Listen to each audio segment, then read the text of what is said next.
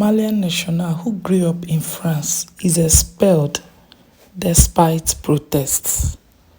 On July 2nd, passengers on a flight from Paris to the Malian capital Bamako protested against the expulsion of a Malian national, but their actions were in vain.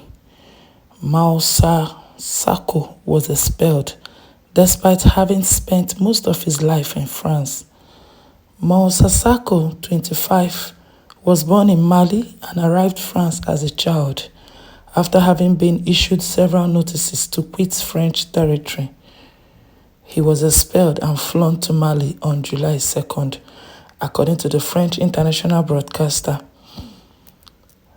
People on the flight were called to action by groups supporting Sako and stood up in their seats, refusing to sit down for takeoff as Sako was brought on board with a police escort. The eventual expulsion was the second attempt by the French authorities within just a few days. The first time on the June 28th, passengers managed to prevent the flight. Sako was brought on from taking off. Passengers were called to protest via hashtag circulating on social media. Sako received the OQTF because he didn't have a valid residence permit.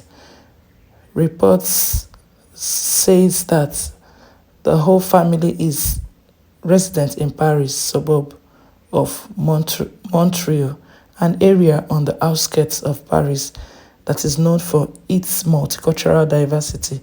Before his expulsion, Sako told the French anti-capitalist news magazine Politis that he felt like he had spent almost all of his existence in Montreal. I don't know anything about Mali, Sako told Politis. My life is here.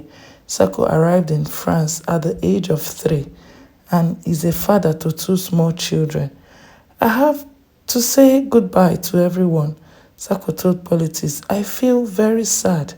You just can't understand. I haven't even been able to see my children as I didn't want them to have to see me here in conditions like this. In the article with Politis, Sako refers to the authorities telling him off for something I did several years ago, for which I have already paid and been reintegrated into society. He doesn't elaborate on what that might have been. The article underlines that Sako believes he is one of the first victims of the changes in French asylum and immigration law. Sako also claims that he had done everything he should have done to obtain the correct papers. The thing here is, the reason I want to react to this when I saw it, it's not like they don't expel immigrants or they've not been doing it. This looks like a special case to me. Why? One is he was in that country at age 3. And then I picked something again, a point here, which I'm suspecting. Please, if I'm wrong, you can always drop your opinion under the comment section. It is very welcome. Yeah. Another point I picked is he said there's something he did wrong years ago, but that he has tried to correct it. You know, there's one thing about these people. You might do something and you feel it's forgotten.